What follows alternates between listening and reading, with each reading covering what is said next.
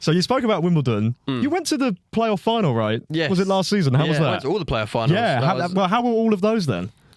Really good. There was a good it was weird to see like how the distribution of tickets are for a playoff final for each of the Championship, League 1, League 2, because the stadium was pretty filled for all of them. It was only League 2 really where Walsall didn't really sell out much. Yeah, they didn't have the top tier. I was in the Wimbledon end as well. Yeah, they didn't really. I think it's quite a way to go in it anyway, Walsall. But it was good to see like the Wembley being filled of just EFL fans. It was because normally you only really see it like cup finals if you make it, the big games with big teams, big fan bases. But it was really cool to see. Like, I obviously support Watford, but I love Charlton, so I was in the Charlton and I've done a bit of work with Charlton. Sort of love their fan base, and seeing them fill out one half of Wembley was just incredible. They're so loud as well. Yeah, they're a passionate fan base. I've always thought when I've been there in the Championship this season, that covered end is so loud. Yeah, I mean, as much as I dislike Nathan Jones as well, being ex-Luton manager. Yeah. Charlton's is a great club as well. Like behind the scenes, fans wise, they're brilliant. Yeah, I've played on the pitch as well. The pitch is really nice actually. They do a lot of events there, don't they? Yeah, I did. Would have been like 2 or 3 years ago now. We had I think it was like a 30-minute like football match or something. We had like 4 different teams. Full size pitch. Yeah, we played full size. Wow. It's like 15 each half, but it's just a really nice pitch. I like the fact that like the stands, when you're on the pitch, like, it covers everything. Like you don't see out of it. It's really interesting. Yeah. Now it's good atmosphere as well when I've been to the Valley, because I did a little bit of work experience for Charlton. So that was fun. And yeah, going to a few games. I went to it must have been the semi-final for the League 1 playoffs, and I can't. This year? They played Wickham. Wickham, that was it. Wickham. And yeah, I was down helping with like they had like banners, I think it was, and they were like going across the pitch. That's one thing with Charlton as well. They're so like on it with everyone coming in helping, like content. They did the Sidemen match as well. I love it. Like they're so tapped into. Obviously, You've got to be. I was going to say they're tapped into social media, even though like a lot of clubs and fan bases nowadays think that football and social media shouldn't really be going together. Yeah. I get a load of things being like, put your phone down, it's like this or that, and watch the game, live in the moment. But they're the complete other side of it. They're really tapped into sort of getting involved. Yeah. What It's social nice to media? see, though, 'cause realistically, it's like one of those things of like you're sharing messages. You're bringing people together. You might get people who don't support them per se, but you get something out of it. You like looking at content and stuff like that. I think it's something that I think more football clubs should do, investing 100%. in the amount of social media they put. And Yeah. as I said, the more you do it, the more you bring in fans you might not have had before. Yeah. I was going to make a point on something you said there then. Do you find you get a lot of stick at games for filming stuff, or do people tend to not care? It's more the older generation. To be Yeah. fair, I completely understand. If like, say when we grow to the age of 40 odd, mainly the period of ages that don't really like what I do is 40 to 50 odds. Yeah. Proper old school fans. Say if we got to that age and there was something new that came along that we didn't understand and they were making jobs and livings off of it, we'd probably be a bit annoyed as well. And like, I think it's more confused. It's more just like they're not really like they just don't understand it. What are you doing? Why are you filming yourself? Yeah, just watch it. Yeah, who's interested in what you've got to say? It's a bit like it's a tough one, because obviously when it's your job and people are being like, you shouldn't do your job. Yeah. It's weird because it's like, for me, when they comment on the video, for them to be able to see the video, it has to have come up on their algorithm, has to have come up on their page. So they must have engaged in stuff similar to it previously. Yeah.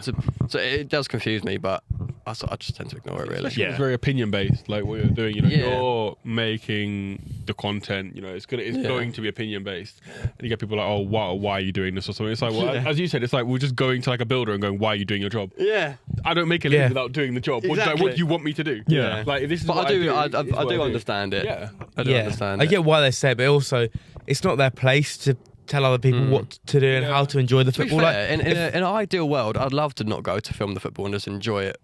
Yeah. That's the only downside to content, is not being able to enjoy the football without having a phone in your hand. But Yeah, it's true. It's always something to think about. You've got quite to think happy about to take that recording and everything. one on the chin and not watch it. Yeah. Yeah. Yeah, you could do that every once in a while. Just Yeah. go to a game without having to film Yeah, it. Like, watch my brother and sister play football without a screen. yeah, Nice. that's nice. It's a nice difference for you. Speaking of Charlton as well, did a video, I'm pretty sure. What was it like on how many jobs you could do at a match day? Yeah. That was the first time I ever sort of built a contact with Charlton. They're brilliant. It was a man called Billy Whitehall, and he's incredible. He like he did a bit when the first Sidemen charity match was there. He's been there since that point. Yeah.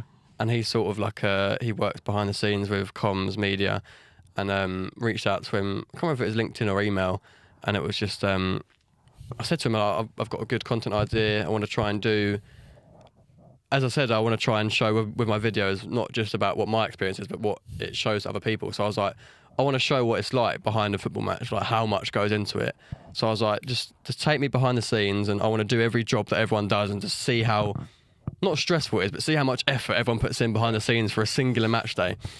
And I ended up doing the ticket office. I did like what you said about the flags and stuff. Yes. Pre-match. Yeah. I put the advertising boards up. Yeah. There's so many different roles. Shirt printing in the club shop. Yeah. I could go on. I think I did about 9 or 10 interviewing Wow. Nathan Jones. Yeah. I sat there squinting behind, being like ex-Luton. No, but Billy was brilliant. He took me around, literally chauffeured me around the entire thing. Wow. Like what it was like on a match day. Yeah. Showed me what he would do on a normal match day, and it was quite eye-opening. Of obviously they were at the time they were League One when I did that video, and it was just like how much effort goes into an EFL League One match day. It's crazy. I guess it shows you kind of jobs that you don't even know exist as a fan. Like there's some jobs there that I didn't even know happened. Yeah, It's like advertising boards are really interesting because you always see them. Be like people spend just expect a they just lot. spawn there. Yeah, people Yeah. put a lot of time Yeah. putting them up, Designing it. changing them. Yeah. Yeah, there's so much that goes into. Yeah. There's a And lot. it also opened me up to how much money, like football clubs, like because how many people work behind the scenes? They've all obviously got to be paid a wage. Like there's so many people that work behind the scenes. Like football clubs must be minted. Like Yes. like Yeah. obviously I know they've made a money football clubs, but it must be crazy to Yeah. give that many Yeah. people like a living. Is Shows crazy. you how much money they make that they Yeah. can afford to do that. Yeah. No, without a doubt. Like, yeah, just the way football clubs are ran now, just so much money being poured into it, especially in England. Like, in comparison Oh, yeah. to any other league in the world, Yeah. the money that is in England is just, an absolute Yeah. joke. What was the most difficult job that you had to do on the day? Ooh, shirt printing. Yeah? That always looks hard. Yeah. I ended up printing I did Bush on the shirt, and I was so happy with myself. I was like, because like it looks really hard to do when you have all like the measurements and stuff, and you have to get it all in the right place. Because I was like, I always look at it and think I just mess it all up. But they have it's built in place, so there's like a ruler, shows you how much gap the to guy- leave the in guy- between each thing, and he properly showed me how to do it. And I'd done it, and I looked at it, and I was like, that's perfect. Like I wasn't expecting that. Pressed it down, lifted it up, and my S for Bush was upside down. And I was like, oh, brilliant. Oh, It was Bush and the S, and you know how they have like some teams have like an EFL logo Yes. or like a Premier League. It was upside down. I was like, brilliant.